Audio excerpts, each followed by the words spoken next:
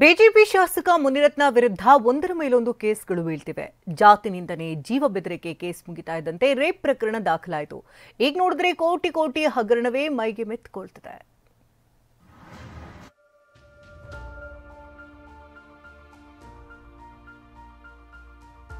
ಕುರುಕ್ಷೇತ್ರ ನಿರ್ಮಾಪಕನಿಗೆ ಒಂದರ ಮೇಲೊಂದು ಬಾಣ.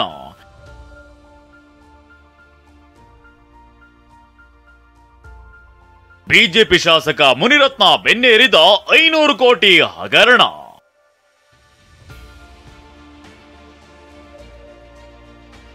ಜೀವ ಬೆದರಿಕೆ, ವಂಚನೆ, ಜಾತಿ ನಿಂದನೆ ಬಳಿಕ ರೇಪ್ ಕೇಸ್ನಲ್ಲಿ ಮುನಿರತ್ನ ಲಾಕ್ ಆಗಿ ವಶಕ್ಕೆ ಪಡೆದು ಎಸ್ಐಟಿ ವಿಚಾರಣೆಯನ್ನ ನಡೆಸಿದೆ. ಆದ್ರೀಗ ಮುನಿರತ್ನ ವಿರುದ್ಧ 2020ರಿಂದ 2022ರವರೆಗೆ ಆರ್ಆರ್ ನಗರದಲ್ಲಿ ಕಾಮಗಾರಿ ನಡೆಸದೆ 500 ಕೋಟಿಗೂ ಹೆಚ್ಚು ಬಿಲ್ ಪಡೆದ ಆರೋಪ ಕೇಳಿ ಬಂದಿದೆ.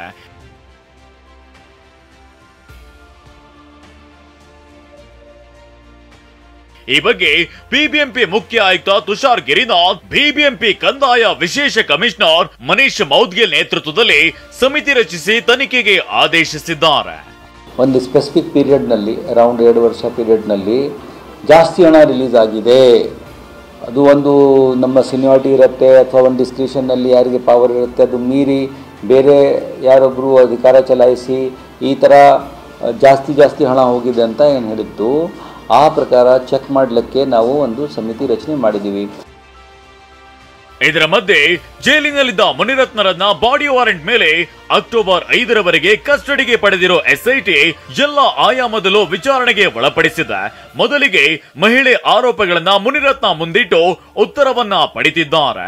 ಆದ್ರೆ ಸಂತ್ರಸ್ತೆ ಆರೋಪಗಳೆಲ್ಲ ಸುಳ್ಳು ಅಂತಿದ್ದಾರೆ ಮುನಿರತ್ನ. ಇಷ್ಟಕ್ಕೆ ಸುಮ್ಮನಾಗದ ತನಿಖಾಧಿಕಾರಿಗಳು ಪ್ರಾಥಮಿಕ ಸಾಕ್ಷ್ಯ ಮುಂದಿಟ್ಟು ವಿಚಾರಣೆ ನಡೆಸುತ್ತಿದ್ದಾರೆ. ಆರೋಪಿ ಹೇಳಿಕೆ ದಾಖಲಿಸಿ ಇವತ್ತು ಅಥವಾ ನಾಳೆ ಸ್ಥಳ ಮಹಜರು ನಡೆಸುವ ಸಾಧ್ಯತೆ ಇದೆ. ಐಎಂಇಐ ನಂಬರ್ ಮೂಲಕ ಮೊಬೈಲ್ ಪತ್ತೆಗೆ ಮುಂದಾದ ಎಸ್ಐಟಿ.